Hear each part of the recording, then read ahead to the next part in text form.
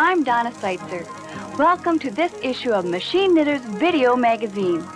This hour contains our special interview with Elvina Murdoch, the knitting teacher with 41 videotaped lessons and counting.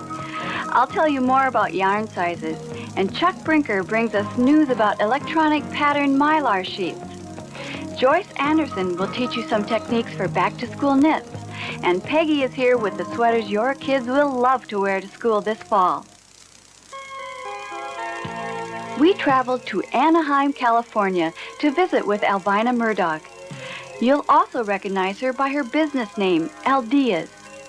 We found Elvina doing what she loves best, teaching eager knitting students. Her classroom is big enough to accommodate more than 24 students at a time. She also shares with us several of the garments she's designed to teach many knitting techniques at one time. And I started out at first taking just like one garment with a lot of different techniques in it. And I found that the popular tapes were those that would have more garments in it. I guess they think they're getting more for their money if they have more garments on the tape, but that's not always the truth. I like for them to take the techniques and apply them to a lot of different garments. Right, once they learn those. Once they learn them. What was the impetus to get started making videotapes? Well, I had several people get after me. They come from a great distance. And when I say a great distance, I have some people that even come from as far away as Michigan. She comes twice a year and spends 2 weeks. Wow. And always, some of them, even though they live locally, they think it's a great distance if they have to get in their car and go somewhere that's far. So I was trying to talk to somebody about it, and they always want to take me home, and then they said, why don't you put them on videos? I said, I don't know anything about videos. She says, well, I can go ahead and help you with that. And then I just left my head. I decided I'm never going to do anything in videos. I don't understand computers. I don't understand any of these. Then they says, you can understand that electronic machine. I said, you can run rings around it, and you're afraid of a video? And so then she said that she had somebody that could do all of the taping. Well, at that time, I would have to have somebody to do the taping, somebody to do the editing, somebody to rerun them. And I said, no, that's too much. I don't want that. And I let that lay. And then my present cameraman and his wife was taking lessons from me over 20 years ago. And so she came in one day and she said, did I hear you say something about you're afraid of a video? And I said, yeah, some fool asked me if I wouldn't go ahead and put my lessons on a tape. What do I know? Oh, she says, well, why don't you ask Marty? She says, Marty knows all about that. Marty being my present cameraman, Martin Goodman. So he says, well, you just go ahead and tell me what you want to do. And I got to thinking, well, how would I go about putting something on a tape? So he says, do the same thing as if you were running a class. So I could go together and I would think, well, now what do I want to put on a tape? And it takes a lot of preparation for me. A lot of planning, because you can't just jump from one thing to another. You have to correlate it. You have to make samples. And I don't want to sit on the tape knitting a whole garment. I don't have to teach you how to push that carriage for 150 rows. So I will just do it in miniature so I can crowd a lot more into the video. And then just show maybe the taping of an armhole or the shaping of a neckline or something like that and put those techniques in. And I don't have any reading.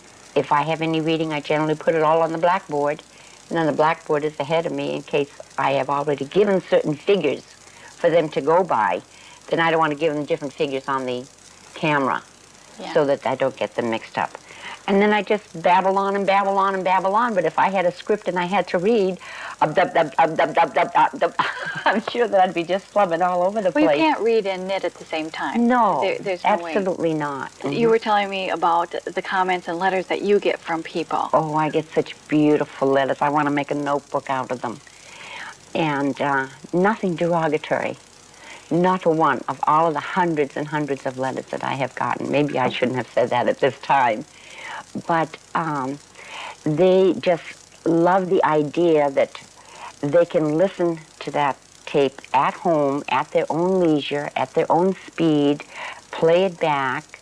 And I feel when I am talking on my tape that I'm not talking to the knitting machine, I'm not talking to my camera or my cameraman, that I visualize as I'm talking to my students in a class. These are all my children.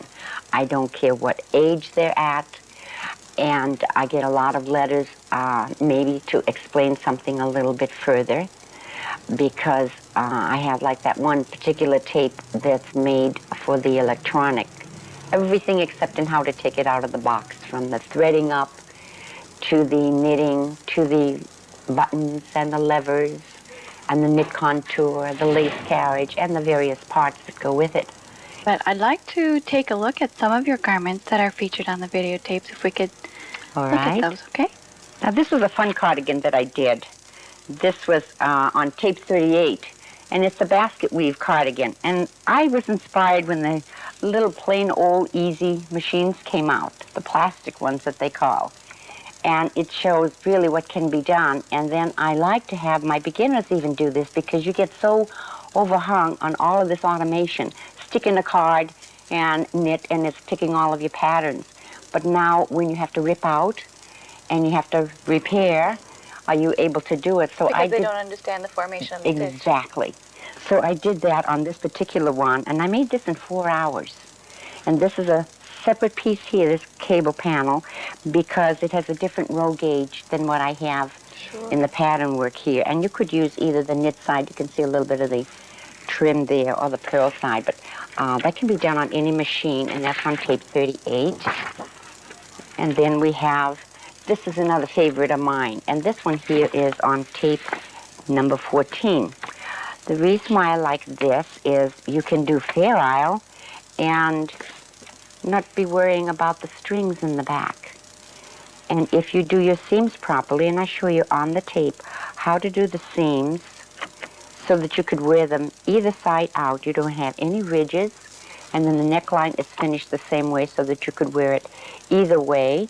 And then if you choose, you can also make it in just a plain stripe.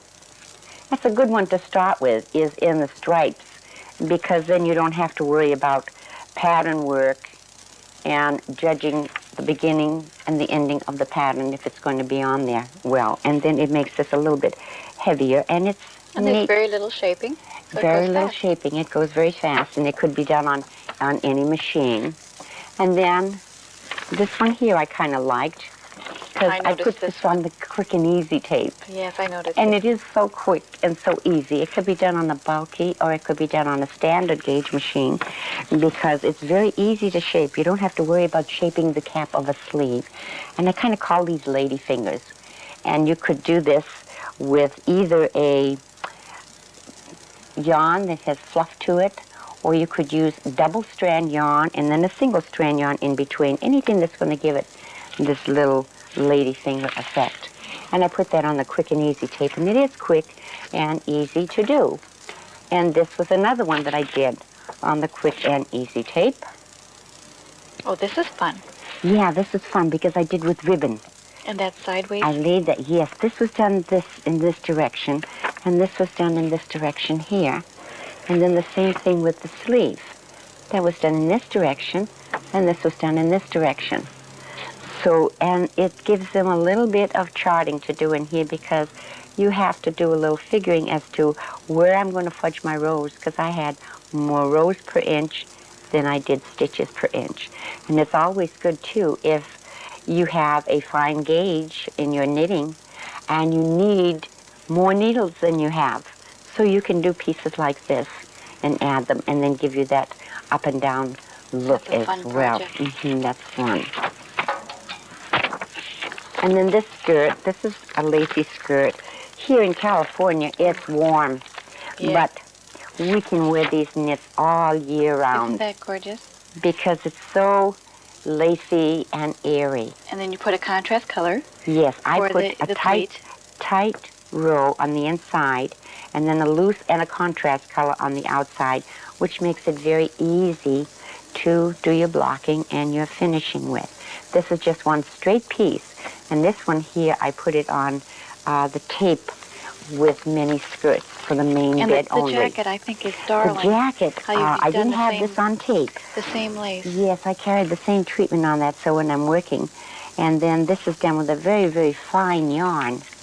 And I doubled it. Those little finishing treatments are... To kind of tie it in with the regular garment itself.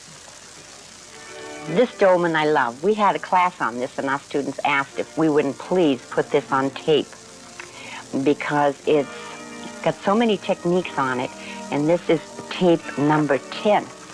And what is confusing is how narrow it is in here. It's very narrow in here, but this actually becomes part of over the bust area.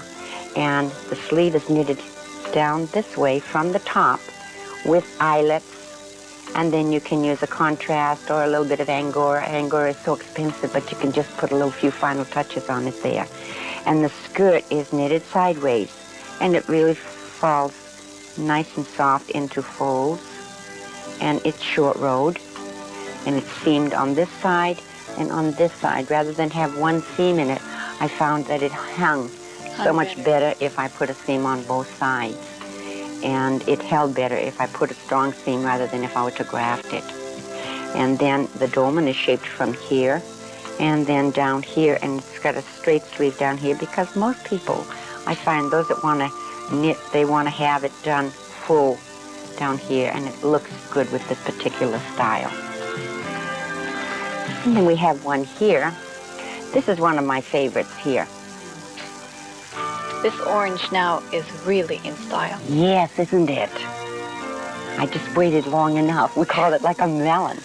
But this jacket is done on the ribber, and the skirt itself is done in stockinette on the main bed only.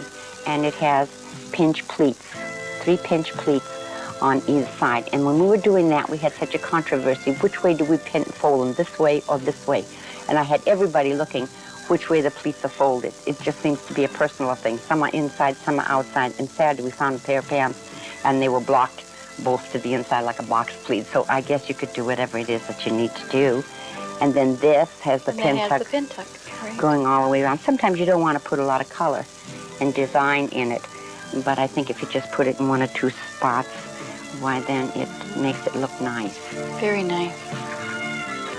And quick and easy, and I guess I could go on and on and on and show you so many other things. That's a nice sample, a nice array of how professional the garments are and the types of techniques that they'll learn when they view your tapes. I do show them right from the start how to design the garment, charting it out, and then step by step on TV, how they knit it to the finishing, the putting together. So if you had some words of wisdom from a longtime knitter, what would they be? Keep knitting, for God's sake, keep knitting, and find somebody to knit with, and spread the word around. And as I say, if you get stuck, take it off on scrap yarn. Don't send off that subscription to England. Now you can buy your favorite English knitting magazines right here in the USA at your local dealer. Choose from Profitable Machine Knitting, Machine Knitting News, World of Knitting, Machine Knitting Monthly, and Machine Knitting World. Even books by authors Wendy Phillips and Iris Bishop. Available right now at your local dealer. Or contact Knitting Machine Center in Cincinnati, Ohio today. Bonnie Triola, your source for designer luxury yarns, ribbons, novelty cottons, mohairs, and rayon blends. To order wholesale or retail, send $8 today for a complete catalog of the actual yarn samples and information. In the last issue, I talked about understanding the worsted thread sizing system and how it all relates to the size of a number 1 thread, which yields 560 yards per pound. This is about the thickness of a pencil. All yarns in the worsted system are a fraction of the number 1 thread, such as a 3/15 is 1/5 the size of the number 1 thread. Therefore, we can determine the yardage per pound by multiplying 565 times. By knowing the yardage per pound, we can make comparisons when shopping for our yarns and interchange the ones whose yardage per pound is the closest. But what about imported yarns, such as tam and milor from Mexico? Their 315 is a little heavier than our U.S.-made 315. The reason for this is their thread sizing system is based on metric. In the metric system, a number 1 thread is a little thicker than the worsted system and only 493 yards per pound. The count system works the same way, with the top number showing the number of plies and the bottom number the size of the ply. You can determine the yardage by multiplying the fraction by 493. For you mathematically inclined people, the worsted system is 88% of the metric system.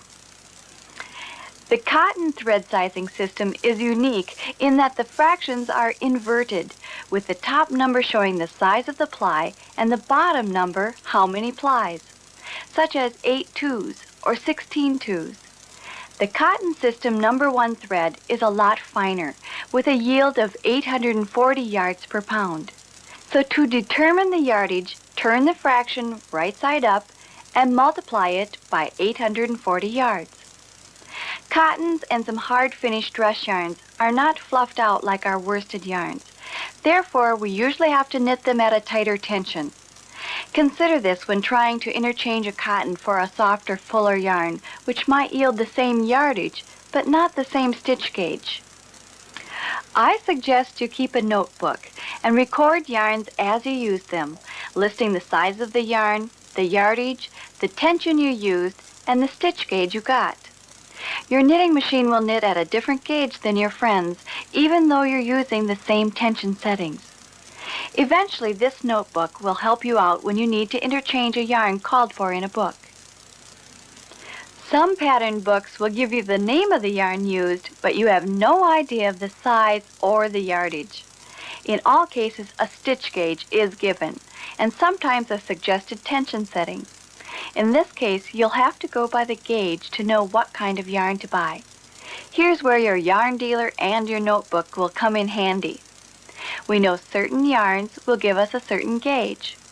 Try to match up the gauge called for, and you should be successful.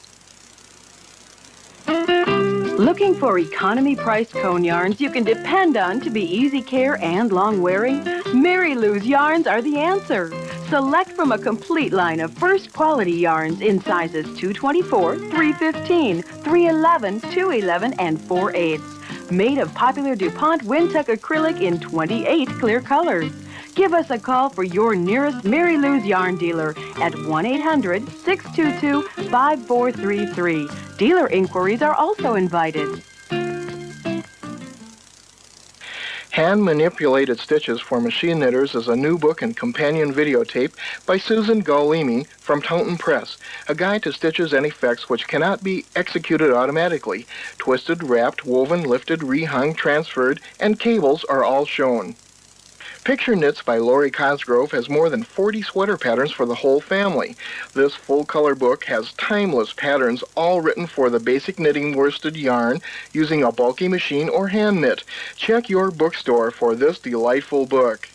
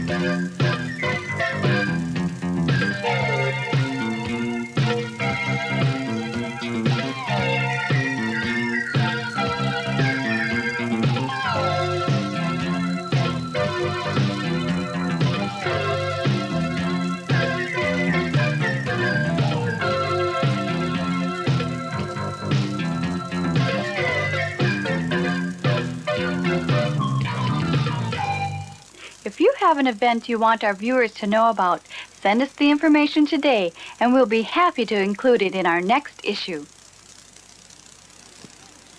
It's brand new, the Brother KH950i knitting machine. This incredible electronic can use the disk drive and pattern programming device and has 555 pre-programmed patterns.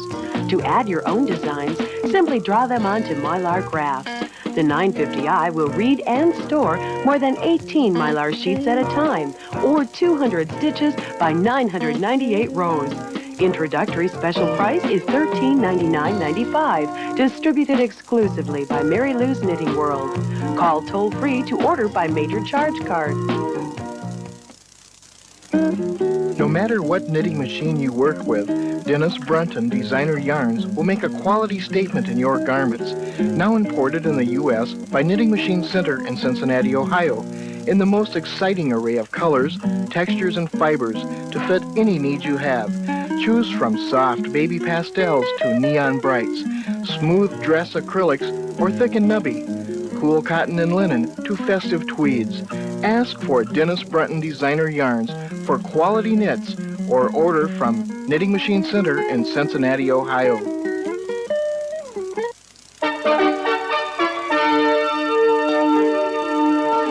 Today on Repair Place, I'd like to show you some things about Mylar sheets. Would you like your machine to run like this? Or like this?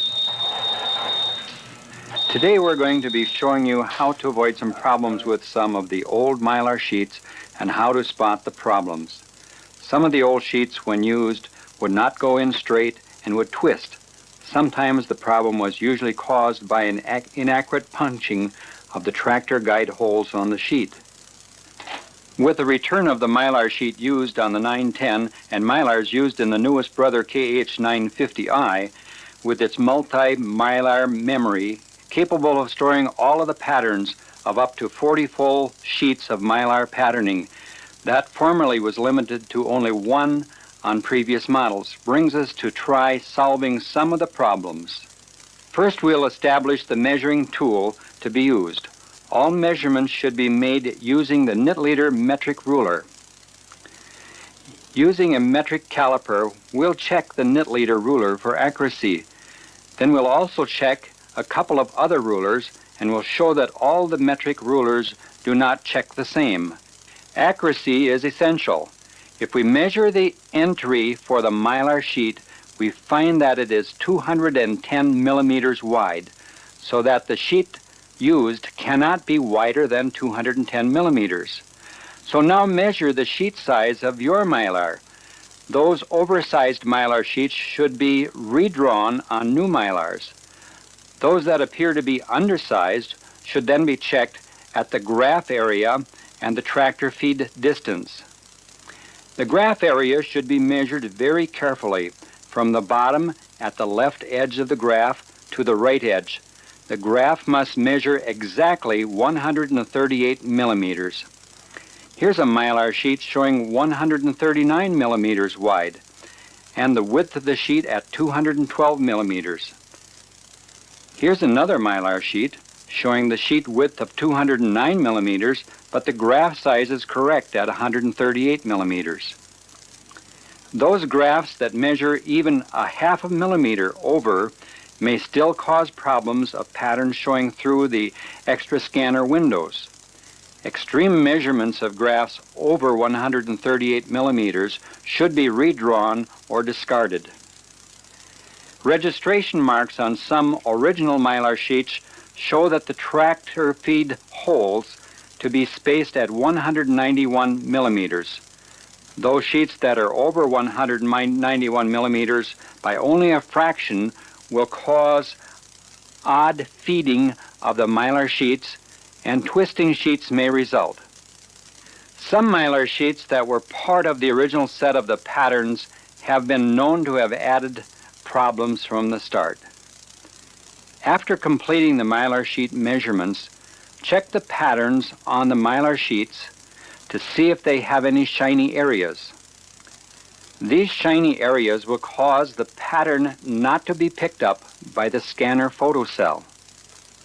The pattern scanner is set so that the photocell will measure the amount of reflected light passing through the pattern mylar sheet. Patterns drawn must be dull, matte black, to absorb rather than reflect light. If light is reflected back because of the shine on the patterns drawn, some of that shine may be reduced by use of the white vinyl eraser, and try to erase some of the shine to a dull look. Even a little less shine will help. Some shine may come from the ink flow of your pen. When using the pens, you must shake the ink every time it's used, so that the matte black compounds will be mixed with the drawing ink to reduce the shine. Shiny spots may also occur when soft pencils are used too heavily. You may be able to reduce that shine also using the white vinyl eraser. KH910 and KH950 scanners that do not read well can usually be readjusted here at the repair place, but it would require that you send the entire needle bed to us together with some mylar sheets that you are having difficulty. Voltage checks would be made for the left sensor, the right sensor, and the scanner photocell voltage adjustment.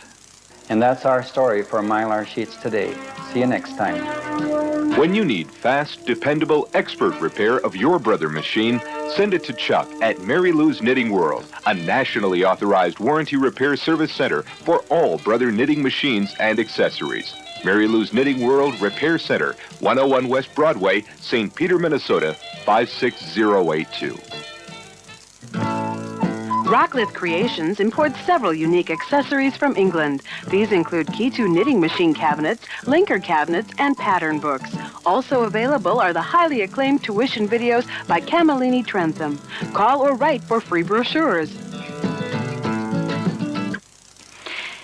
Joyce Anderson's here next with a lesson on knitting for kids, including waistline casings and straps for a little girl's skirt, and the ever-popular and comfortable jogging suit for the little guys.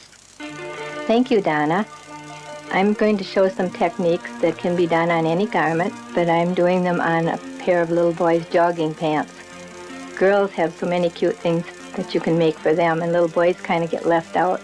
But now with all the pretty neon yarns, you'll be able to make something for that little boy that's bright and colorful, too. One of the techniques will be, I'm teaching how to cast on the stitches on the crotch part of the pair of pants. They're knit from the top down, and instead of just doing an E-wrap, it's a knit on, and it makes a nice edge. Then another thing that we'll be doing is making 3 stripes, and you knit the stripes in while you're knitting the garment, so there'll be 3 different colors. Each has its own bobbin. I've used the mock ribbing for the waist and for the cuffs because it gathers together more. Regular ribbing or stockinette stitch makes it quite bulky, and by the time you put the elastic through, then it really makes it bulky. First we're going to make the ribbing. This is a mock ribbing, and you pull out all the needles that you need for your garment, and then with your 1x1 needle pusher, push them back out of work and do an E-wrap cast on. You should have an uneven number of stitches that you're working on, so you'll end up with every other needle working for the mock ribbing, and then you'll fill them back in when you're ready to do the body part of the garment. For this mock ribbing, I'm turning my tension dial 2 tensions smaller. I'm going to be knitting the garment on tension 7. I want the mock ribbing to be on tension 5. And then push the needles out every row for a few times so the stitches go behind the latches. When you E-wrap, sometimes you're not doing it loose enough, and it will make the machine just jam. So I push them out for a few rows. And for the top of the ribbing now, I need 5 rows. So I have 3 rows on there, 4, and 5. And we'll take the first color out and put in our second contrast. Now I'm not making the stitches or the color rows in the same sequence that are on the garment because I started that with black and you wouldn't be able to see the stitches. So again, I have 5 rows. And the green goes in next, so we have all 3 of the colors that are in the garment.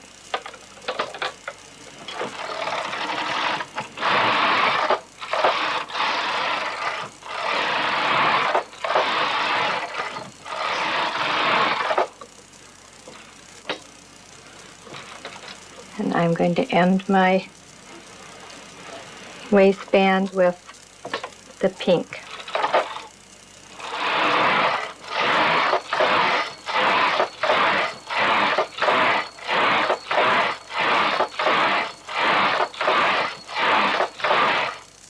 Okay, now I have 15 rows of the pink and 5 of each of the 2 other colors.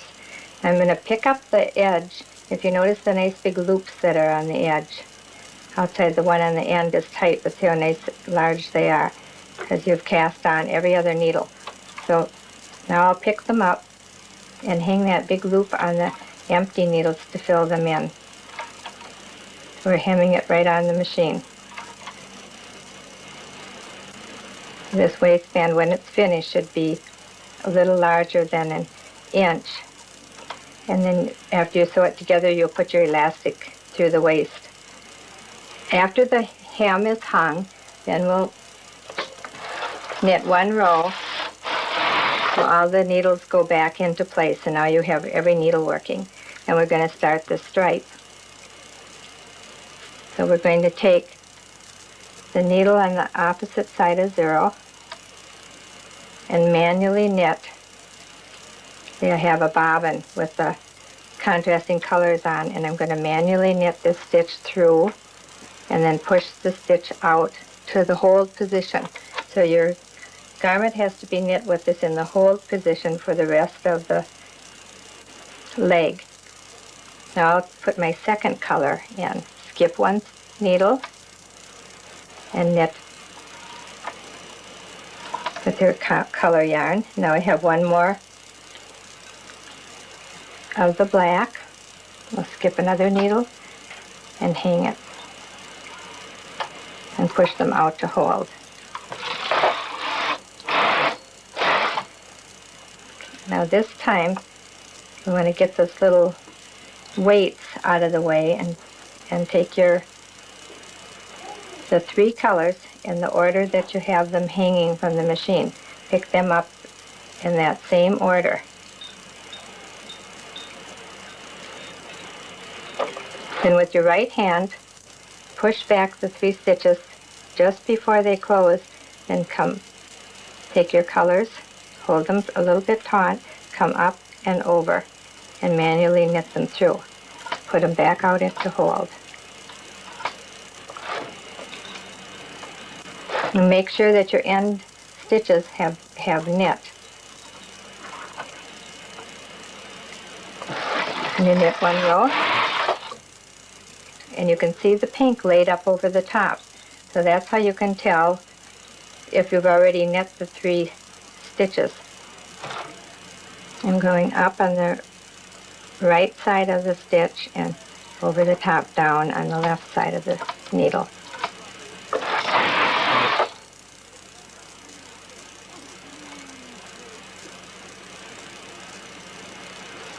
That does help to put a different color towel or something on your lap when you're knitting, especially with dark colors. Even on, I've done that with putting like a bath towel on the floor when I'm working at night. And it's easier to see your knitting because you have that contrast behind you. And here we have the pattern started for the leg, for the stripes going down the side. And we're ready to cast on for under the crotch. Okay, I want to cast on 12 stitches on the side for the crotch. I pushed all the needles out so the latches are just starting to go in the sinker posts. Then you go underneath that first needle so it goes behind the latch. and go under the second needle and manually knit the first needle off. Now I'm going under the second needle and manually knitting that next one. We'll repeat this all across. You want to do it a little bit loose.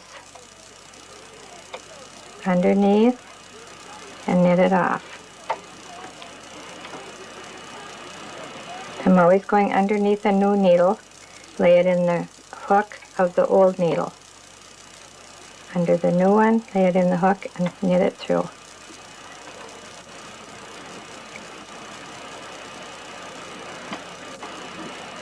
Don't forget to lay it in there before you pull it back or you'll be in big trouble.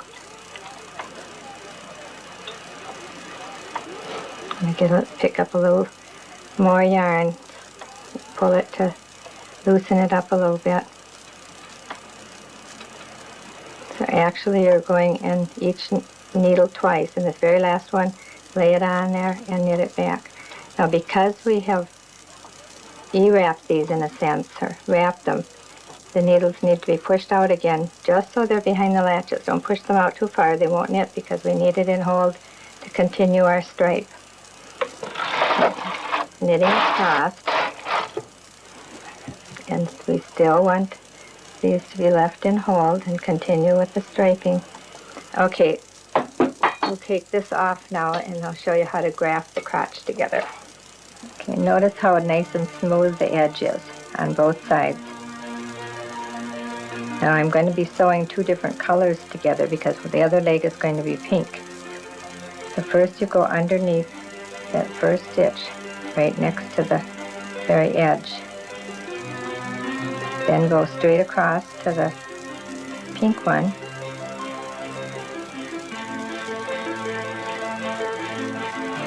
Pull it tight and back across to the green.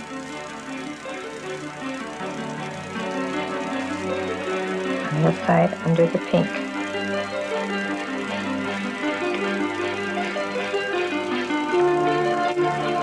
You almost can sew them together with a different color thread and they're not going to sew. It grafts it together nice. Okay, see when you look at the inside now and pull on it, the edge is nice and firm. It won't stretch out or it won't break out. It's kind of fun to do too, to put things together. I never liked to do it until I learned how to put them together so they look nice when they're finished. I think that's with anything. If it can make your work so you can be proud of it, it's more fun. This is the finished product of the little boy's jogging suit. All that has to be done now is the elastic put in the waist and in the pants legs. The technique that I use to make the stripe on the side is the same technique that is in this little dress. We've named this blocks and bows because of the little blocks on the sweater and the little bows. The technique that I used on the side of the pants is the same as this, but instead of having 3 stripes, you have 2. And instead of having just the stripes going up and down, there's 2 rows of Fair Isle in here. But you take the needle pusher and push out every other needle and have your carriage set for knit in and knit 1 row and then push out the opposite stitches and knit 1 more row, and then we'll do that now when I start on the machine again. Another interesting thing that was used on this little dress is the casing. The casing is knit in while you knit the dress. It's made with mock ribbing, and again, for the same reason that I use mock ribbing on the little jogging pants, when you gather it up, it isn't as bulky as if we would do stockinette stitch or a plain rib. So now I'll cast on. I have every other needle in working position, and I'm going to do an E-wrap. This is something that I do when I E-wrap. I put the tension wire onto the little eye up there so it doesn't fight you while you're casting on your stitches.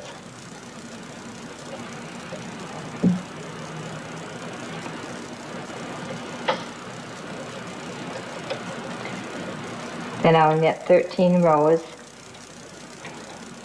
and this will be the lining for the casing. unhook the wire.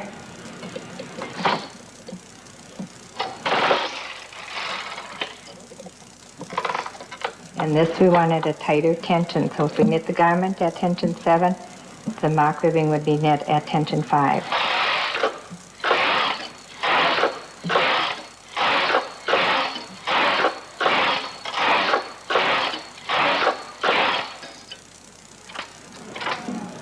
And I'm going to take this facing off and set it aside, and when you're making the garment, you would knit both of the facings and take them off on the garter bar, or if you don't have a garter bar, take it off on the scrap yarn.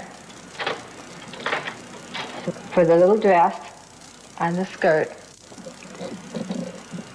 you cast on the stitches and there's no shaping. It's knit straight to where you're going to put the casing in.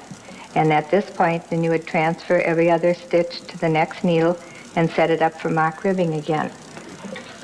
I'm casting on and pretending that we have the hem on the bottom of the skirt, and I'll knit a little ways, and this will be a piece of the skirt.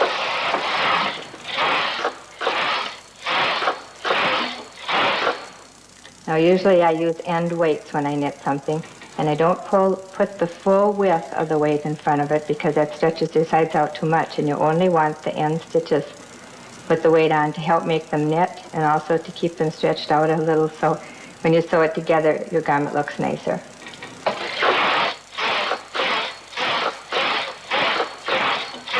Okay, now we're up to the top of the skirt.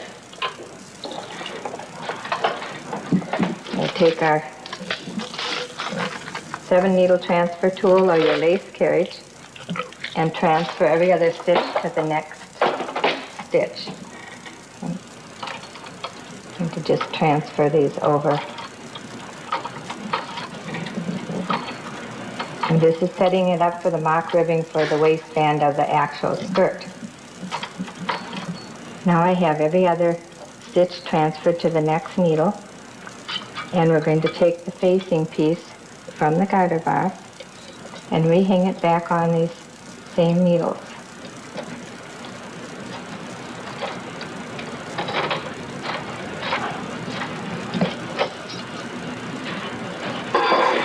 And then I'll turn the tension down again to tension 5, 2 tensions lower than the main tension, knit the 13 rows.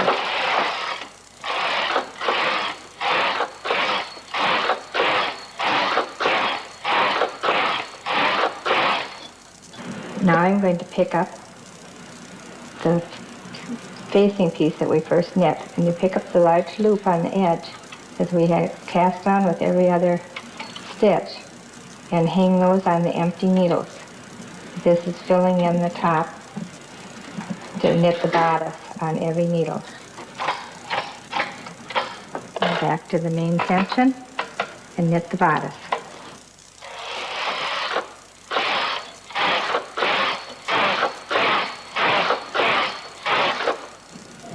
Now your dress, when you're making it, you won't have this contrasting color, but this is to illustrate the technique and you can see it better. All right, now one little quick trim I want to do is this little dotted line across here. So to do that, you push every other needle out into hold, have your machine knit in neutral so it will knit the stitches wherever they are, and then press in your MC button or set your carriage for a fair isle. So you manually are going to pick the needles that are going to be knit in a contrasting color. So you don't put your lever on the side on case you want. Put your contrasting color in the B feeder. Your main color goes in the A feeder. Knit one row.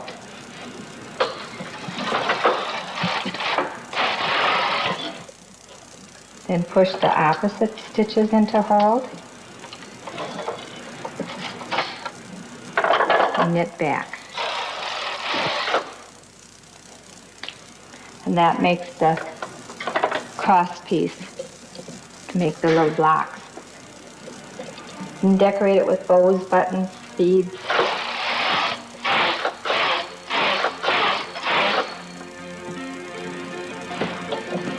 that little line. This is a strap on a little girl's jumper, or it can be used for a belt. Here we've used it for straps and used the part that was put together as a trim on the front side of the garment. You can also use it like this if you don't want that little trim down the center. This is done by unraveling the stitch after you've knit the strap and putting it together with a latch seam, which I do on a lot of my garments. I've cast on the stitches for the strap. There's 14 stitches in the center, 1 out of work on each side, and 6 on each side. You don't have, if I have 14 stitches here, you need to have 2 less stitches for the underside. So instead of splitting this in half and having 7 here and 7 here, there's just 6. Now I'm going to scrap this off, but before I scrap it off, I want to drop the 2 end stitches.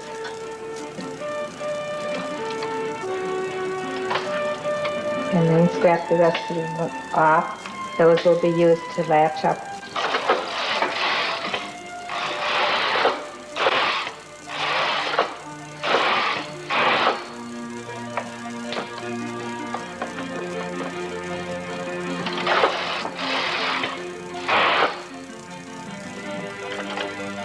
Take the piece off the machine and tube it. And then using your crochet hook, use the head of the crochet hook, pointed part, and press it between the first and second stitch and pull so it unravels these stitches. I have 2 loops on my hook. Come to this side and unravel the next 2 stitches. And you're really unraveling 2 rows at a time. When you knit a row, you go across, turn around and go back. So it takes 2 rows to make a loop. Take the next 2 from this side.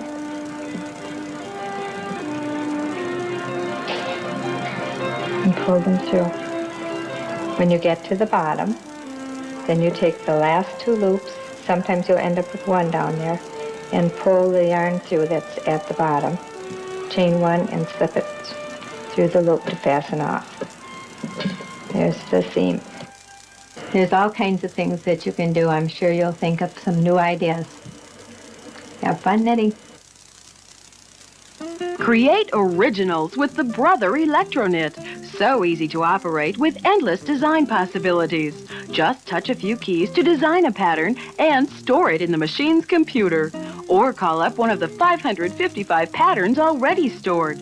Add double length or width, reverse its image, even turn it upside down. Choose a Brother Electro-Knit for your creations. For more information, contact Brother International Corporation, 8 Corporate Place, Piscataway, New Jersey. Brother, we're at your side. Our fashion topic today is children, more commonly known as kids.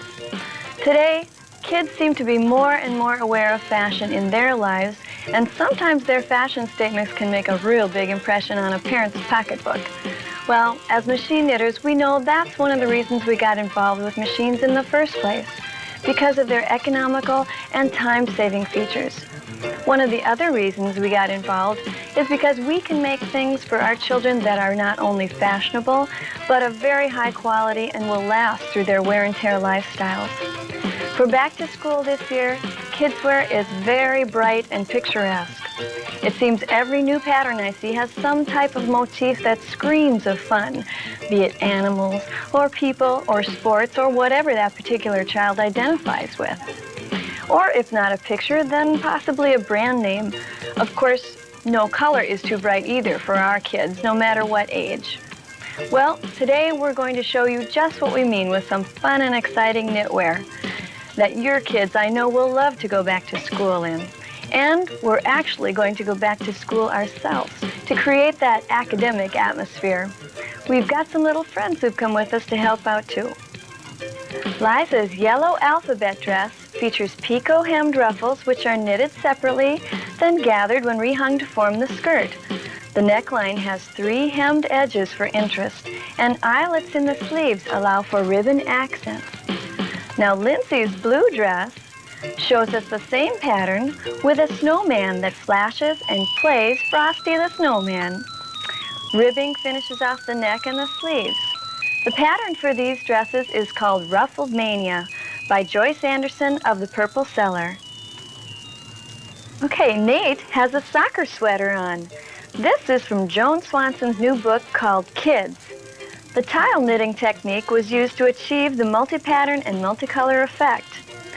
Joan's book has lots of different sports and hobbies to knit for the older kids. Or how about a kid-size Afghan knit with the double bed color changer? So it's reversible. And look, has no floats at all. Wouldn't a kid love that for his room? Thanks, Nate. Okay, here's a couple of great sweaters with brand names on them. These names can be anything you want. The pullovers are knit from Loretta Wagner's Drop Shoulder Sweater book. Just take a basic pullover and make it a super pullover with customized logos. So easy to do with our electronic machines. Margaret Blasey has done these. Thanks, Casey and Lindsay. Here's Melissa in a clown sweater.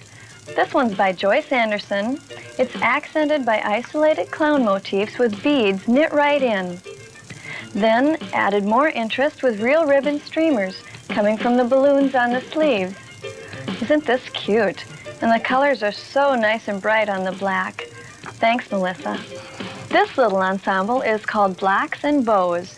It's a cardigan and dress, and it's by Joyce Anderson. The vertical stripes, chained up manually with horizontal Fair Isle stripes, create the blocks. Then the buttons and bows are added for the finishing touches. The dress features the casing at the waistline that Joyce showed us in the lesson. Okay, the neck on the dress has a special scallop trim knit on first and then the ribbing added. Can you show us that dress, Lindsay? Can you open your sweater? There! Thank you! Look at these great jogging suits. The patterns for these jogging pants are included in this issue. Nate has neon colors that create a super knockout set, teamed up with a basic drop shoulder pullover. Just divide up the sweater in bold Fair Isle stripes and separate them with neon colors. Liza has on a brown jogging suit with a reindeer sweater. On these pants, leave one needle out of work along the side of the leg, then crochet into the latch stitch with a chain 5 and single crochet. This creates a loose loop that looks like a ruffle. The same technique is used on the edge of the neck band and cuff. The reindeer pattern is by Blanche Floden. Thanks, Nate and Lindsay. Liza's back with the perfect Christmas outfit. The skirt you see here is from Joyce Anderson's pattern Mini No. 1 from the Round to It collection. The Christmas skirt is quick and easy with Fair Isle borders and angel motifs. Isn't that sweet? Here's Liza one more time in a knitted sideways purple skirt. The bottom edge folds neatly from a needle out of work and backwards crochet. The bottom edge also has little people motifs on it. How cute. And these straps, these are the straps that Joyce shows you in this issue's lesson. Thank you, Liza. I'd like to thank our little friends for being here with us today, and I hope we've inspired you to get going soon on that back-to-school knitting. Add color, texture, and fun to your machine knitting using the ideas and techniques presented with Isolated Surface Weaving by Donna Seitzer, now available in a video format to make learning easy. You'll be inspired to tap into your creative thinking, as well as gain insight into Donna's unique knitting designs. A truly beautiful knitting experience awaits you. Ask for the Isolated Surface Weaving Tape at your nearest dealer, or available by writing to Machine Knitters Video Magazine.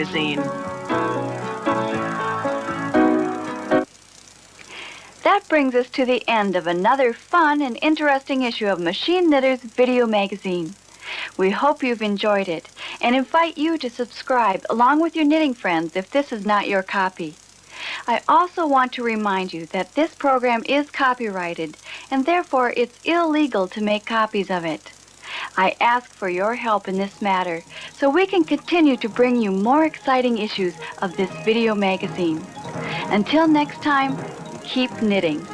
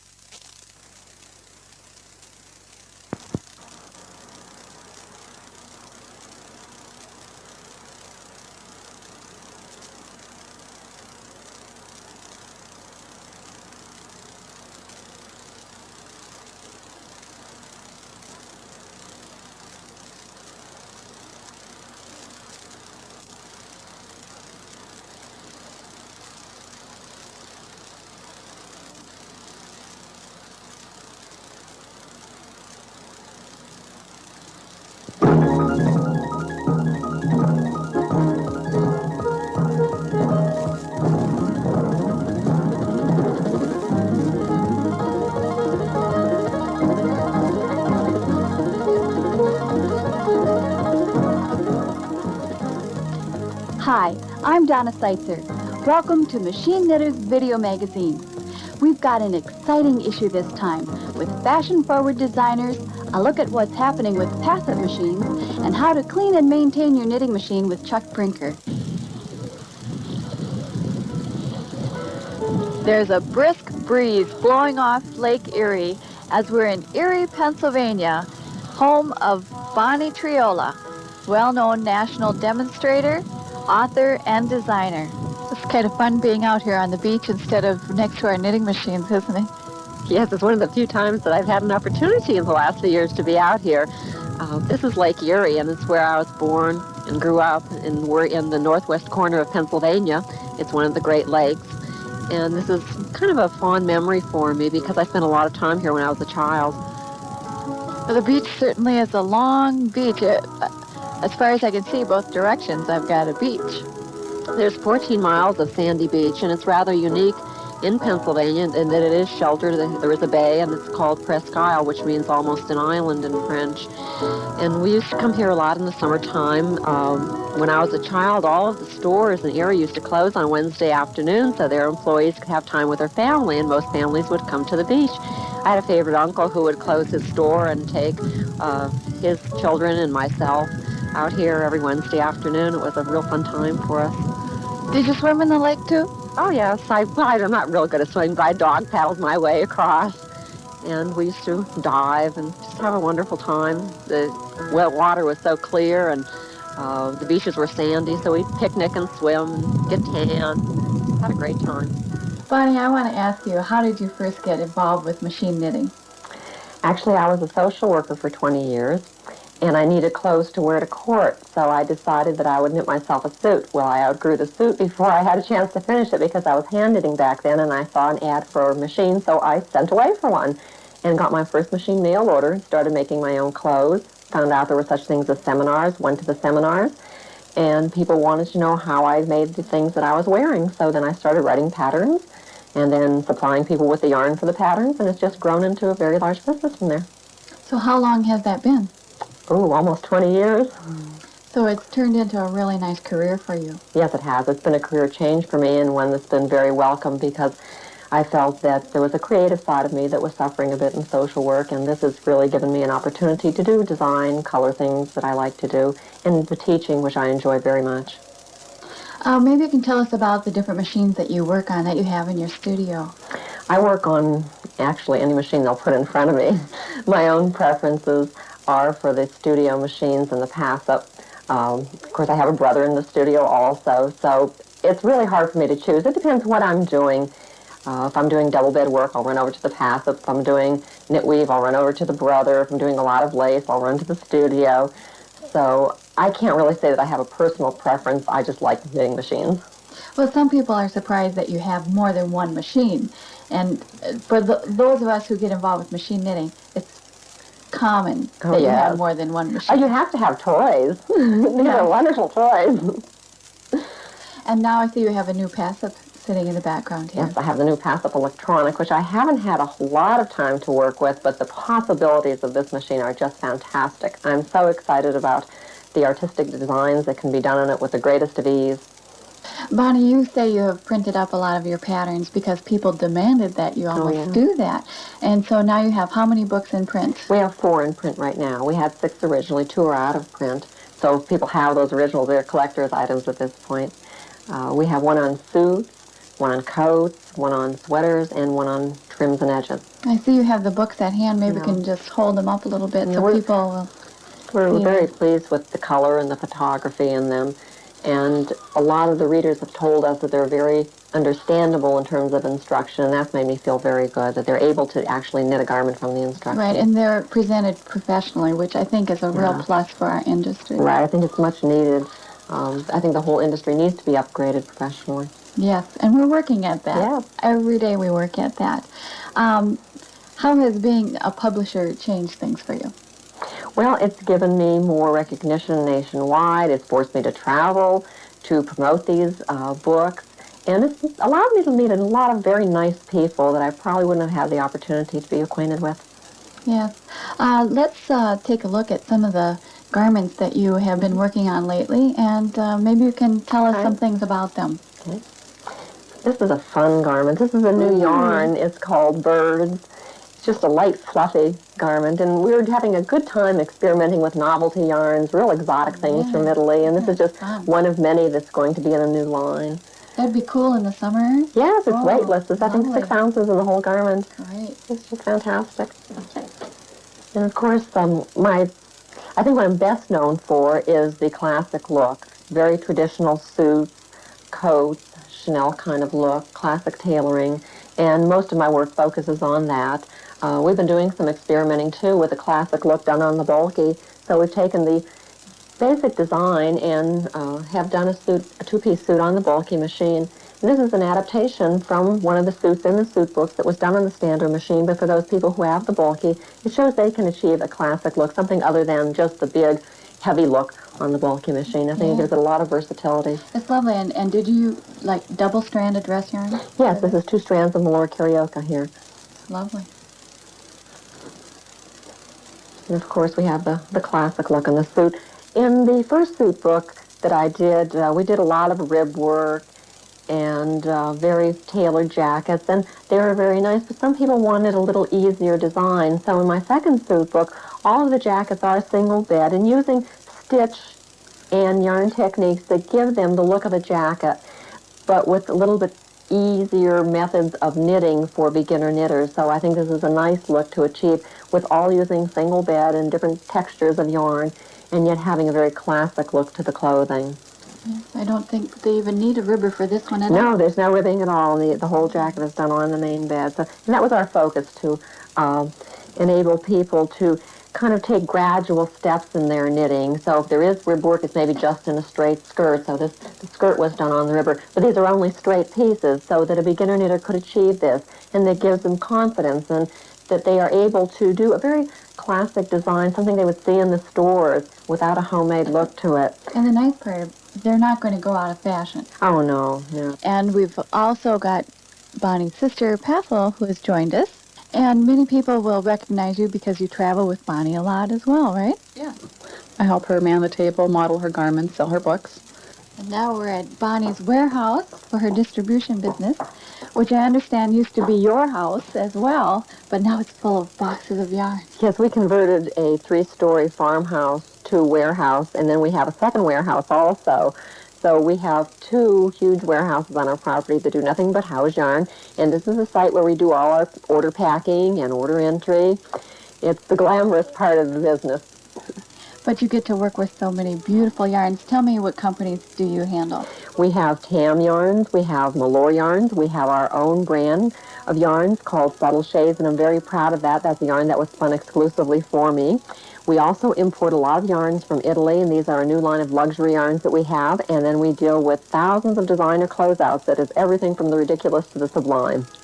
That must be fun for you, too. Oh, yes. You get to pick and choose all these wonderful items and sample all the yarns, try them out, have a good time trying new stitches and designs. And it enables me to tell people what yarns will do, and I feel that that's a big part of our business, is explaining to our customer what they can do with the yarn, what it may not want to do, and just giving them helpful advice. And I understand you have somebody that helps you in your work here, and let's introduce her. Oh, please. We'd like you to meet Melody Winkelbauer. And a lot of people have never met Melody, but they talk to her on the phone every day. Melody takes all of the orders, and she's my right hand.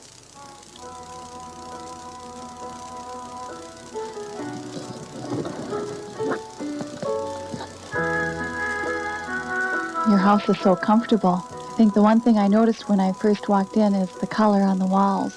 It must have been an interesting choice to decide what color was going to be the most appropriate for your lifestyle. That really was not too difficult. My husband and I both love purples and lilacs and pinks and grays, soft tones. So it's probably a color most people wouldn't choose in their home, but it suited us very well. It's lovely because it's refreshing, but yet it's calming. Mm-hmm. It's very lovely. It's a very subtle effect that we wanted to achieve. So this is your house that you and your husband are building, yep. And mostly done now, mm-hmm. But it gives you a very nice amount of room to spread your wings in. It's wonderful to have my own studio and not be inundated with boxes of yarn tumbling down around me. Yes. And your husband is in what line of work? My husband's a professor in social work at a local college. So he's around here all the time too, right? Oh, yes, he has a lot of time that he can get involved in helping move yarn around. Although he doesn't participate very actively in the business, he certainly is a big help, and I couldn't do it without him. One thing I noticed, your subtle shades yarn that you develop has such nice earth tone type feeling to it, and I can't help looking at the beach here and noticing the jacket that you're wearing here with that yarn and how well it depicts our natural setting that's around us. It's a wonderful compliment that I see here today. Thank you. It does blend in with the water. When I look out there, it changes shades just like the yarn does, and that's kind of the effect we wanted to achieve. A very quiet but changeable effect of color and texture. And a lot of people have done such interesting things with it. It's nice to see.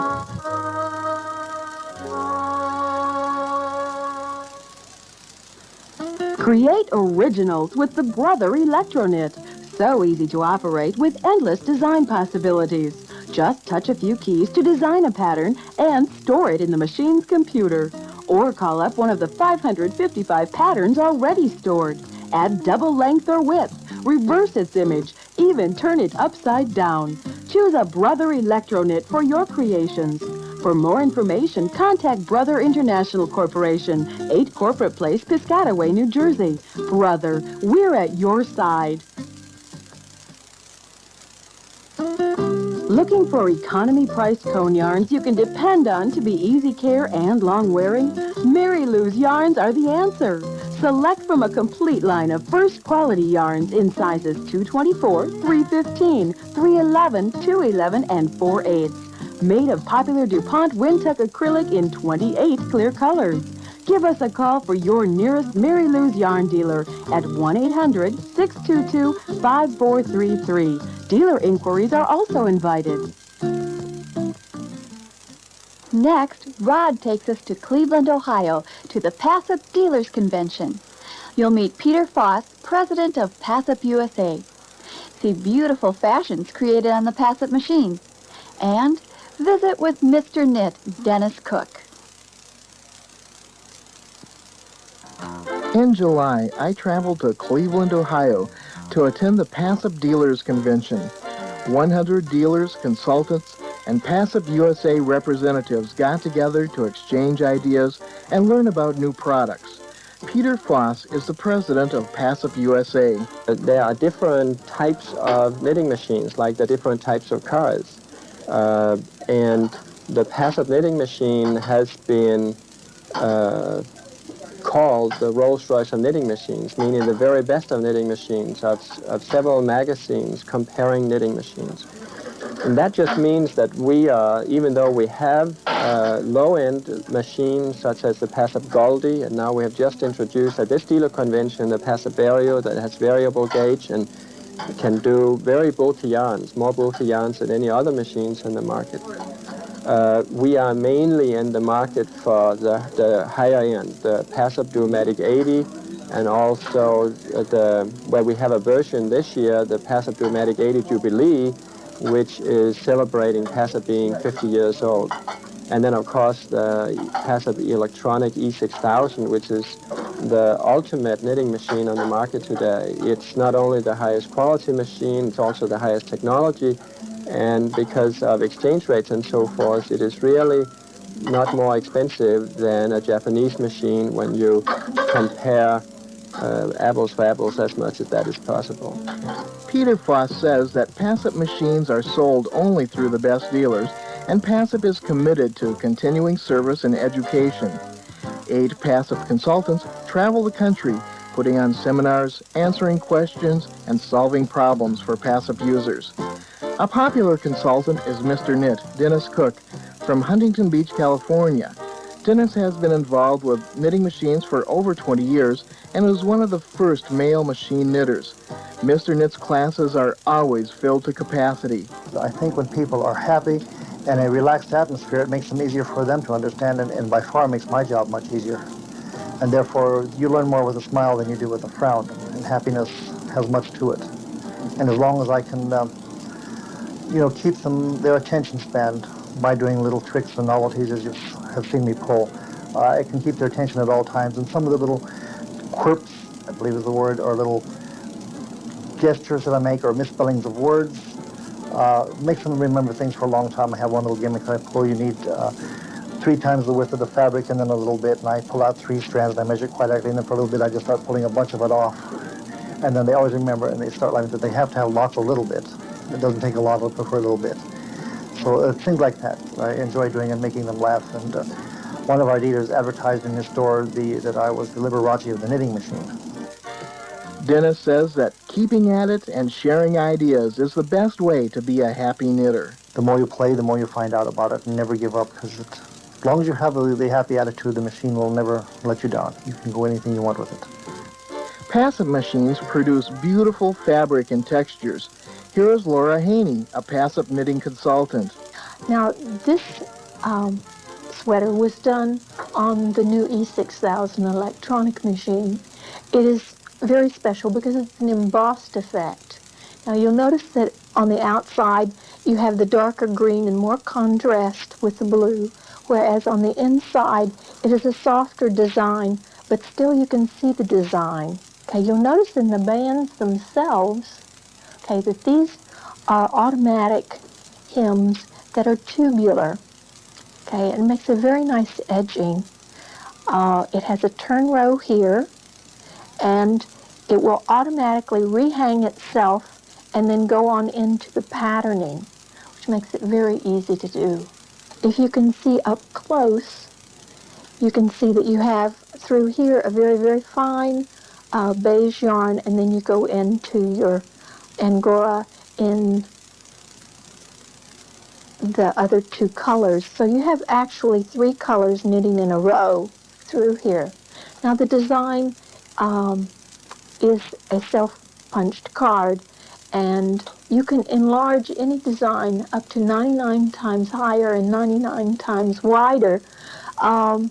So you don't have to draw it that big to begin with if you don't want to. On the inside, you'll notice that this backing is different, okay, so that there are many different kinds of designs and techniques that can be combined to create new ideas. This is a nice example of how the enlarging works, because here on the sleeve of the sweater, we have the original size of the flower, okay? And then on the body of the garment, in the front and in the back, this is enlarged 2 times wider and 2 times taller, so that it gives you a total pattern for the whole sweater. Now then, this is read on pattern cards that go into the computer, and it is superimposed to create the 4-color design so that you have all 4 colors actually happening in the same row. This one is very interesting because of the texture and design.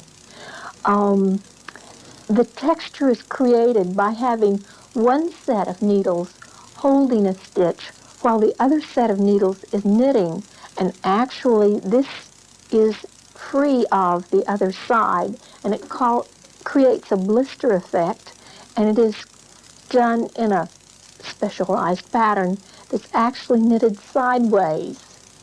And in knitting it sideways, you have the tuck stitches and then going into the patterned blister stitches, and it's programmed into the computer all as one pattern so that you can just keep on knitting. It doesn't have to be changed as you go. Peter Foss is also the chairman of the Knitting Machine Council of America, a group formed to promote machine knitting. The largest challenge we have in America is that this market is not developed for knitting machines. We estimate that about 90% of the Americans don't know that a knitting machine exists. And that means that there's no way to get those people in and be excited about knitting and enjoying knitting when they don't know that the product exists. So we got together and made a committee, and the companies that are involved in the Knitting Machine Council of America is Brother and Knit King, and also Bond, Elna, and Toyota, and of course Passap. Those are the companies that got together this year, have hired a public relations company, and this year will be working very closely with 400 major newspapers like New York Times, Chicago Times, and so forth, and 40 major magazines such as Good Housekeeping, Family Circle, and so on, for the whole purpose of increasing awareness for knitting machines in America.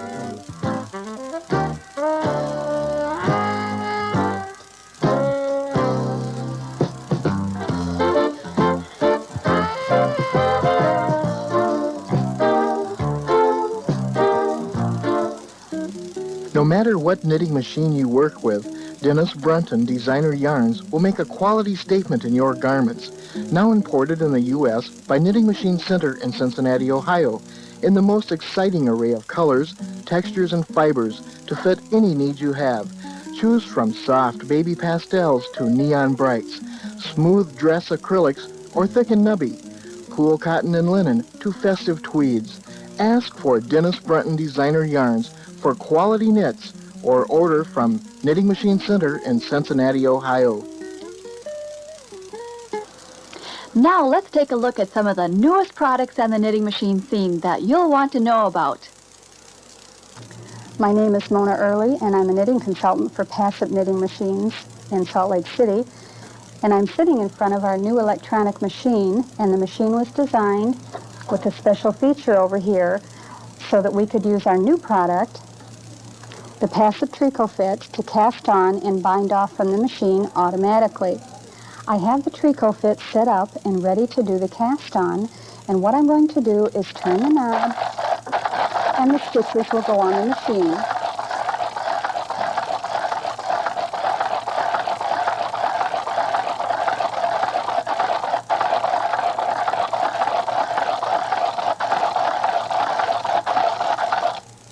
When I reach the end stitch, I will take the eyelet out of the Tricot Fit, put it into the lock, and then continue knitting with my cast on securely in the needles.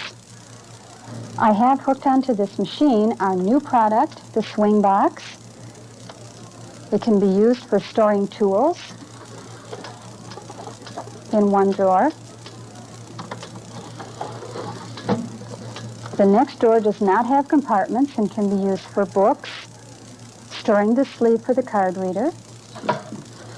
And underneath, of course, we have room for storing any of your accessory equipment that you happen to have or yarn. This is the new Vario knitting machine introduced by Passap Knitting Machines. It can either use a 10 millimeter needle spacing, which you see the wide striking combs on the machine at present, or they can be removed by pulling a wire out, removing the wide striking combs, and replacing it with a narrow gauge, reducing the 10 millimeter needle spacing to a 5 millimeter needle spacing. We have a knit sample on the machine showing some of the different stitches that the Vario can produce. Of course, it can do normal stockinette stitch.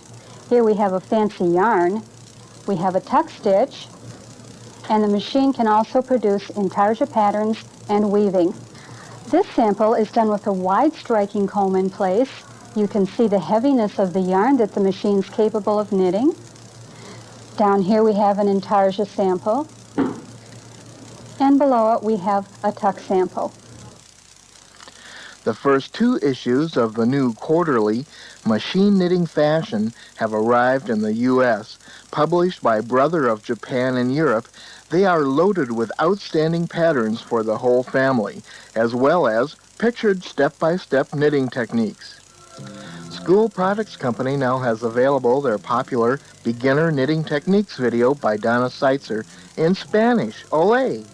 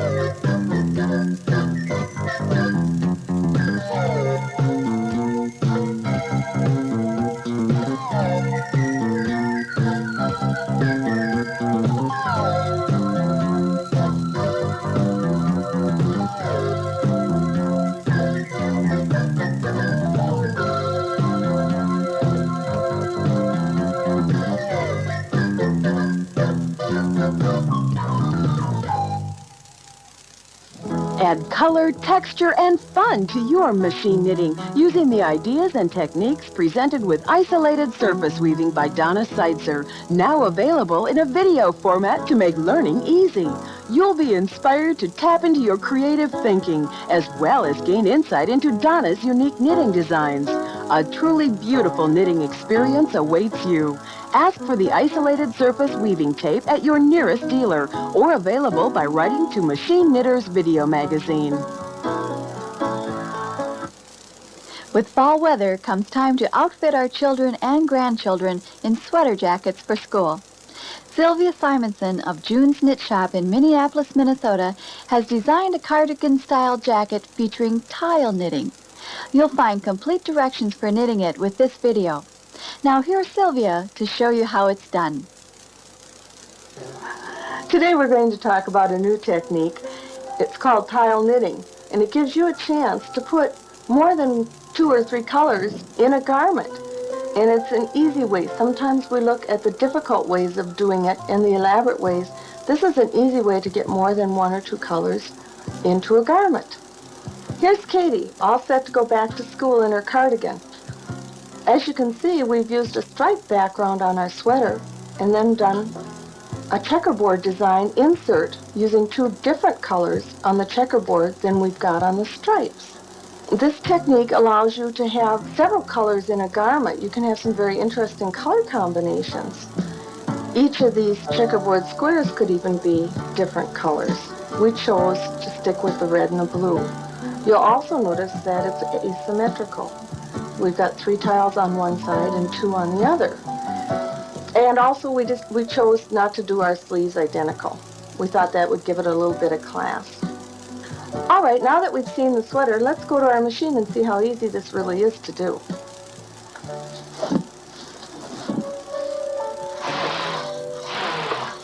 For our sample, we've casted on 60 stitches, and we're going to do a striped background like we did on our model garment. I chose this technique other than a Fair Isle technique because I felt it was a little bit easier for a beginner to understand. We're going to knit a few more rows and then we'll go into our tile design.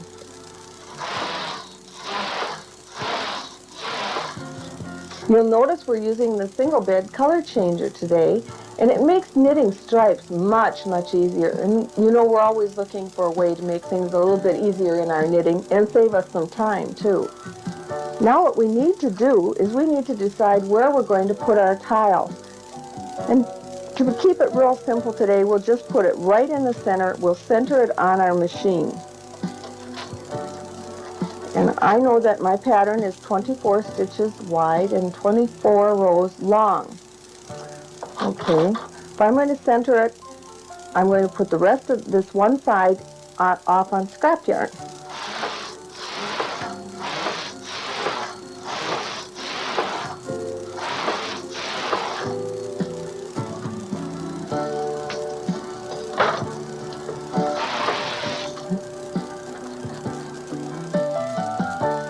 Okay, now we're going to put this side, take this side off on scrap yarn. So we push those back just to the point where the latches start to close is a good rule of thumb.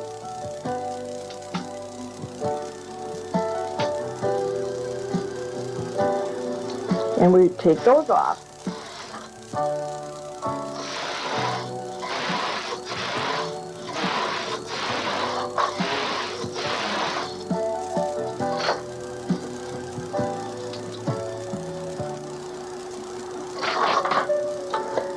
Now all we have remaining are the 24 stitches in the center. Now, after you knit your tile, you're going to go back and you're going to knit each side of your knitting. But there's also a seam there, so we have to remember that. And in order to compensate for that, we're going to increase 1 stitch on each side, and that stitch will go into our seam.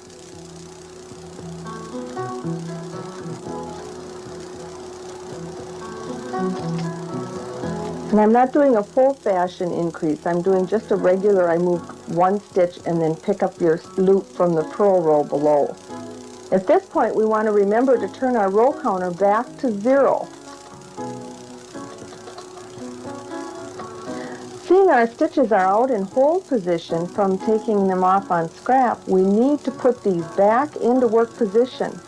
And to do that, we just take our transfer tool and transfer the stitches back into work position.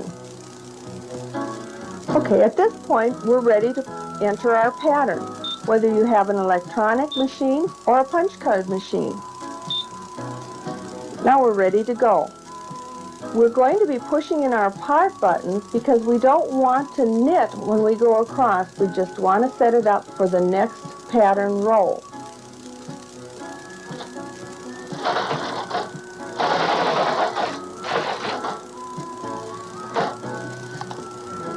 Now we're ready to put our yarn in and start knitting our design.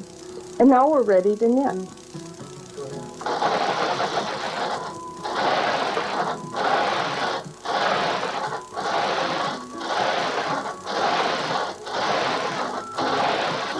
There, now we're done with our checkerboard.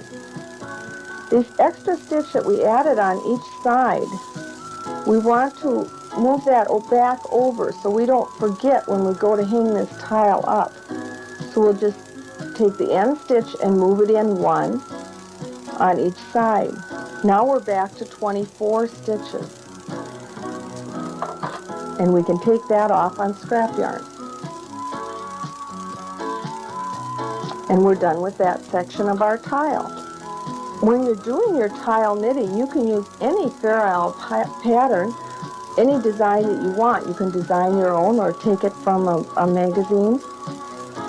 After you try this, you'll find all kinds of ideas coming into your head.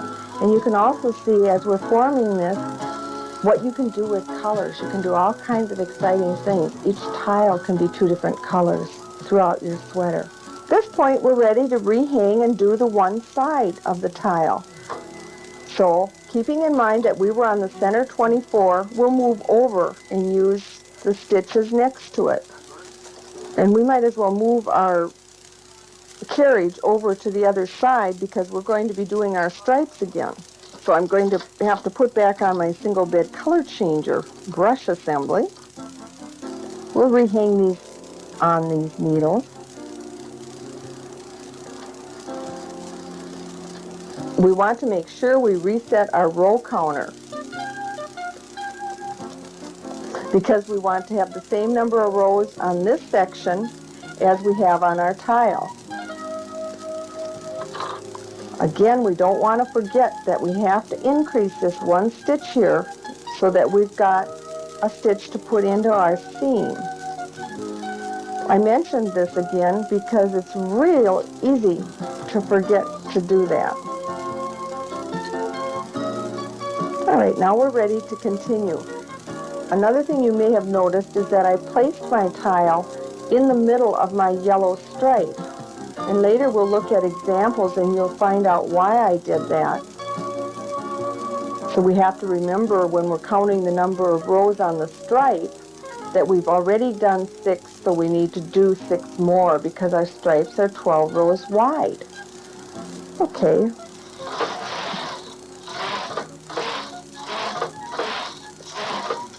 All right, now we've got our 24 rows on this side, and we can take this off on scrap, or we can put it into hold. Let's put this side into hold. And another thing, we've got to remember we've got to move this stitch back again, or if I rehang my tile up there, my tile is going to be off center by 1 stitch. So we'll move this stitch back over here. And we'll push our stitches out into hold. And we'll put our carriage in hold. All right, now we're ready to work on the other side. Now, keeping in mind that our tile is 24 stitches wide, we have to leave an opening for the tile to be in.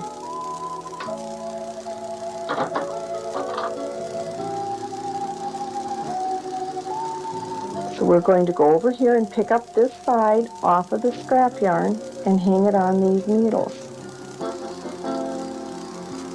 We got to remember to reset our row counter again. We want to make sure we have the same number of rows on this side as we do on our tile, and on the opposite side here we want to have 24 rows. And again, let's not forget to increase this stitch.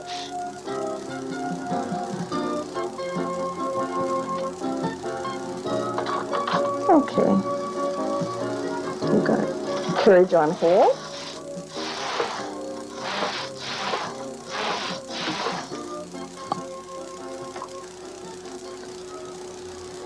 All right, now we have the same number of rows on each section. The first thing we need to do is to remember to move this 1 extra stitch that we added, that we increased out, back, because we have to make room for this tile to fit in the opening. Now we're going to pick up our tile stitches and put them back on the original 24 needles that they were on.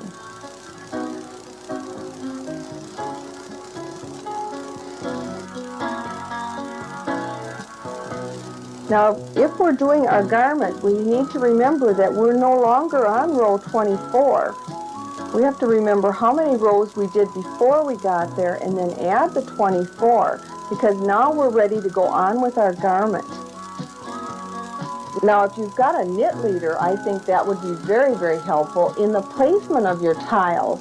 I had a little bit of trouble visualizing where I wanted the tile, especially when I got up to my armhole and my front neck shaping, which you can do at the same time you're doing your tile, but you just have to be aware of how close you're getting this tile to your edge. So your knit leader would be a big help with that in that respect. We're ready to go on with our knitting, and we need to take our machine out of hold now because we want to knit on all the needles and continue in our stripe pattern.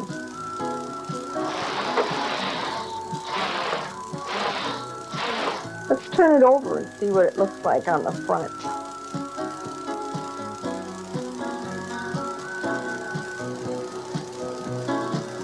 In fact, we could take the scrap yarn off because we don't really need that anymore.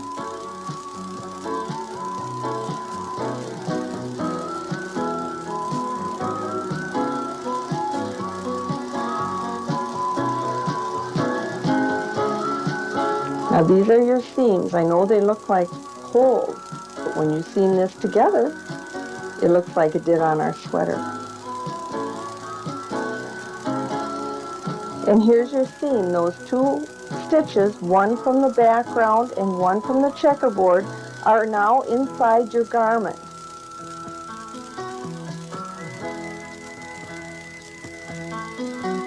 But from the right side, they're barely visible at all. And by the time we block this, it'll even it out so you won't even be able to see where that seam is. Sometimes when you think you've got an idea and it's going to work, you take it off the machine and turn it over and go, that is not at all what I wanted.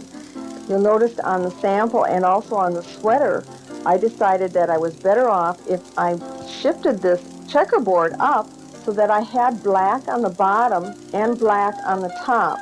Otherwise, you get this kind of almost an effect of it floating. It's not anchored into your knitting. So that's something to think about as you're placing your checkerboard design. On this one, we've used a pattern in the background and a totally different pattern on the tile. What you need to remember when you're doing this is when you get to this point here and you're going to start your tile, you have to make a note of where you are on your pattern so that when you go and you knit your tile and then you come back here to knit this side, you want to make sure you're on exactly the right row so your pattern will be continuous. Now that we've got our sample made, it's time for you to go and make your sample. Be really creative. You can do so much with color, and the brighter the better this year. You'll notice that our pattern's written in sizes 6, 8, 10, and 12, so it covers a wide range. Do some practicing on your own. You should be able to do this technique on any machine. You don't have to use a brother like we demonstrated on. If you'd like further ideas on tile knitting, you can refer to this magazine. The Brother Machine Knitting Fashion Magazine has some wonderful ideas in it. So go to your machine, pick out your yarn, and start practicing and have a good time. That's why we did it, so you could have fun knitting. Key is here. You'll knit better when your machine is mounted on this sturdy cabinet. Its full tilt allows both flatbed and river work in your most comfortable positions. And when you're finished knitting, just slide it out of sight. Key the key to neater knitting. For further information, call or write. Knitting Machine Center in Cincinnati, Ohio imports many items to enhance your knitting skills. There's a yarn brake for tangle-free and smooth tension and torsion knitting, even a carriage to quickly unknit your mistakes. For a complete product line brochure, contact Knitting Machine Center in Cincinnati, Ohio. Bonnie Triola, your source for designer luxury yarns, ribbons, novelty cottons, mohairs, and rayon blends. To order wholesale or retail, send $8 today for a complete catalog of the actual yarn samples and information.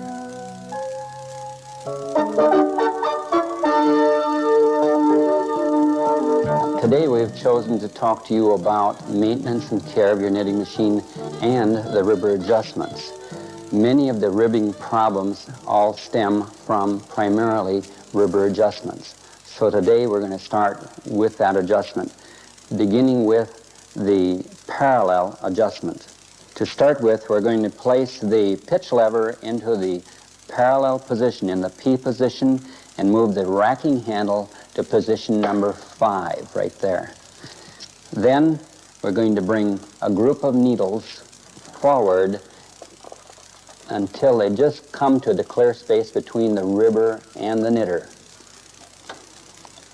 And the group from the ribber up to face them. Now, taking and loosening the 2 adjusting screws at the left side, only 1/4 turn, you'll be able to take control of the needle bed and actually move it right or left. The position that we want is right directly where they come right directly parallel to each other. At that position, we again retightened the 2 screws adjusting the parallel adjustment. Now the next adjustment has to do with the distance that the ribber bed is to the knitting bed. That distance is going to be adjusted in this manner, bringing needles up in front of the knitting bed and placing the gauge behind the needles. Now what controls this particular part has to do with the setting plate that's right over here, and it looks just like this. And it has to do with how far this tip is in relationship to the inner part of the machine. So in this adjustment, we're going to either bend out this tip or we're going to bend it in. In this particular case, right now, this gauge fits too tightly, and you see that it raises the needle slightly when we put it in. In order to eliminate that, we'll have to move this bed out from the knitting bed just a little bit. It's accomplished by taking your adjusting wrench, moving out the setting plate just slightly, tightening the nut again, and then bending in. I'm going to take this tip and put it behind and bend it in slightly so that when I have less space there, I can turn this in now, move it in, and check that adjustment. Now I'm still raising, or it's falling in slightly. Watch this tool as I put it in and see what happens there. I want it to just fall very lightly into that place. Our next adjustment is the ribber to the knitter adjustment, and the tools we'll be using will be the 2 weight hanger tools at this time, placed just beneath the needles on the upper bed. So you can see these needles came out here. The 2 brackets go in there, and check the adjustment by how much they wiggle. Now the adjustment is accomplished by this mechanism being on the back side of this. All right, the height of the ribber to the needle bed is adjusted by this screw. We loosen it, which loosens on an eccentric turn here, and it allows the ribber to be raised up or lowered from the bed. I'll make that adjustment now. Loosening the ribber down, placing your adjusting tool back here on the nut. Loosening it will allow us to bring it up, put our gauges in, and adjust the side eccentric until those come up just flush without dropping. Just nice and smooth so they don't raise any needles. When that adjustment is in place, push it down again and tighten the nut. Now most of the time that adjustment should be about the center point of the eccentric. All right, when tightening this nut, don't tighten it too tight because you may have to readjust it after you've adjusted the other side of the ribber and bring them both into parallel. Then you go to the other side on the right hand of the ribber and make the same identical adjustments. then rechecked the left side against the right side so they both are balanced. And then at this time, Sean has something to show you about maintenance. Today I'd like to show you some oiling points on all of the major knitting machines. I'm turning this carriage upside down because I'd like to show you that this rail right here and this rail right here are high friction points, and they need to have some lubrication, especially on the model KH260 bulky machine. As I take this carriage and place it on the machine over to the side here, you see it slides on the machine. I want to take my oil bottle and place 1 drop on the front edge and 1 drop on the back edge. And then all I need to do is take my carriage and run it over to the left, back to the right, and wipe up the excess oil. And next, slide your carriage off and take some oil and put it on a rag. Cotton swatches work particularly good because they absorb the oil so well. Just place a few drops on your rag and run it over the top of your needle butts like this. Now this will lube the needle butts just enough to create less friction. And anytime you can create less friction, less energy is used and your knitting will be more enjoyable. Because the carriage is metal on metal, you need to place 4 drops of oil on your ribber occasionally. We recommend approximately every 2 to 3 months. You place 1 drop here, slide down about a fourth of the way, and place another drop. Slide down another fourth, place another drop, and then put 1 down on the last fourth of the bed. Now take your carriage immediately and slide it back and forth several times, which will disperse the oil into the total rail, and as I'm feeling right now, I feel a significant decrease in friction right away. Thank you for watching today, and we'll see you next time at the repair place. When you need fast, dependable, expert repair of your Brother machine, send it to Chuck at Mary Lou's Knitting World, a nationally authorized warranty repair service center for all Brother knitting machines and accessories. Mary Lou's Knitting World Repair Center, 101 West Broadway, St. Peter, Minnesota, 56082. Hello, I'm Peggy Brinker, your Machine Knitters Video Magazine fashion editor. I'd like to give you a few insights into the fashion trends for fall 1989, and maybe this will help you in choosing your next machine knit project. Now, I know this is going to sound like the easy way out, but the most overwhelming trend in fashion this fall is anything goes. I've never seen a time in my life when there have been so many varied and different fashion looks that were all just as hot at the same time. Even though we've been hearing that the trend in sweaters is toward the fitted and shaped classic look, one of the, quote, must-haves in a leading fashion magazine is the big, soft, luxurious long sweater. I was shocked, but also delighted, because the big sweaters I've made over the last few years have been given new life again. Now, when choosing a sweater for this fall, one of the most important things to remember with all the variety in clothing is to balance your outfits. Short or cropped sweaters should usually be worn with high-waisted pants or skirts. Long sweaters with narrow pants or leggings, or a shorter slim skirt. There are many variations, but stay away from similarities such as long with long, short with short, fitted tops with fitted bottoms, etc., to create a good fashion balance. I'm most excited about the strong return of sweater jackets and full-fledged knit coats. The short bolero-style jacket is very trendy over the new high-waisted pants and skirts with suspenders. I've seen them done in lace and worn over pretty strapless dresses in place of a shawl. Or for a more serious business look, the Chanel or boxy type jacket, worn waist or hip length, is very sharp with brass buttons. You'll notice very distinct shaping is a prominent feature in all of the jackets you see. The coat jacket is probably the most common length you'll see, which usually falls about mid-thigh in length. This jacket is almost always shown heavily textured with cables and pattern stitches, and one very nice feature is that so many of them are double-breasted. These are so fun to use some big, unique buttons you've probably been saving for just the right project. I would stay away from the jacket that's closed with a wrap belt, though. The look for knits right now is very sharp, clean lines, and wrapped or tied belts tend to look messy. I have noticed a strong showing from many yarn manufacturers this season of loopy, tweedy yarns which make wonderfully thick, rich textures for jackets and work great on your bulky machine. Now, last but not least, is the luxurious full-length knit coat. I have always admired them and the people who wear them and thought how wonderful it would be to have one, but always thought it somewhat impractical too. Now I realize that this is something special for special occasions.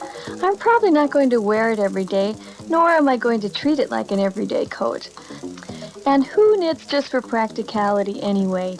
We know knitting is our special artistic release. So go ahead, wear that long knit coat with pride on those special occasions.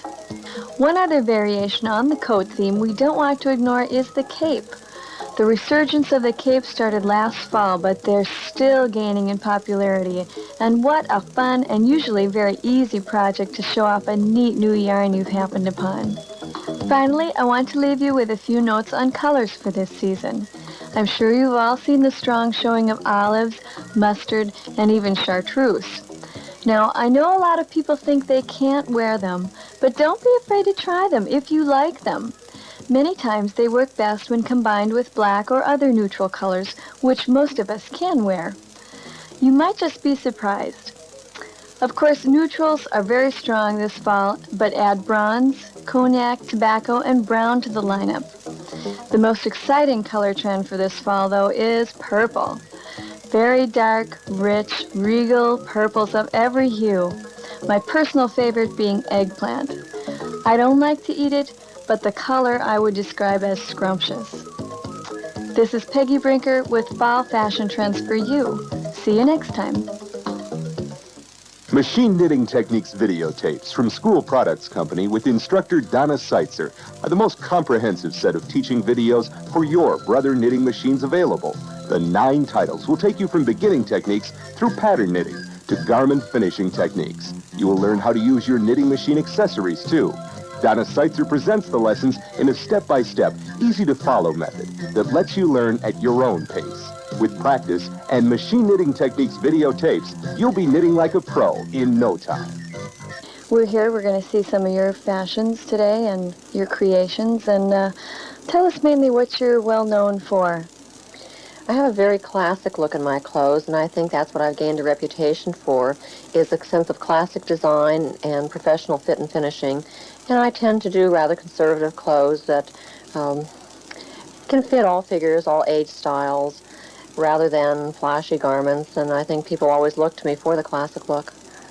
Okay, wonderful. Let's see some of your garments. My sister and I are modeling together here, and first we see Passap doing a cocoon. This is a fun garment, easy to knit. I'm modeling a 2-piece suit with a rib skirt and a long tunic top, which is good for all ages and figures. Yeah, very sleek lines on that suit. That's nice. The 2-piece suit that I'm wearing is from my Suits 2 book, and the cocoon is one of 8 sweaters in Sweaters 1. Okay, give us an idea now, Bonnie, what we're seeing next. Well, I'm wearing a very simple sweater made out of rather exotic yarn called birds. And here's my sister modeling a jogging jacket, which is a very easy to knit garment, good for beginners. It's in our Sweaters 1. The sweater I have on is made from a new yarn called Birds, and you can see the feathers on it. It's really created a lot of excitement at the seminar because it's so new and different. It's interesting how you can knit a very simple sweater and just the most unique and exotic yarns just turn it into something fantastic. What kind of response, Bunny, have you had to these yarns? Well, we've been very pleased with the response. People are excited about them because the yarns themselves can make such a fashion statement without them having to do a lot of complicated knitting. And I think the knitters are ready for a more sophisticated yarn at this point. They're very excited about it. And thank you very much. Thank you for having me. It's been a pleasure. Rod and I hope you've enjoyed watching this hour of Machine Knitters Video Magazine. We've had a lot of fun producing it for you. If this isn't your own issue, we invite you to subscribe today. We also welcome your ideas and suggestions for upcoming issues. Keep on knitting, because as my knitting friends in Michigan say, dull women have store-bought sweaters. See you next time on Machine Knitters Video Magazine with more life stories, new products, a lesson, and maintenance tips.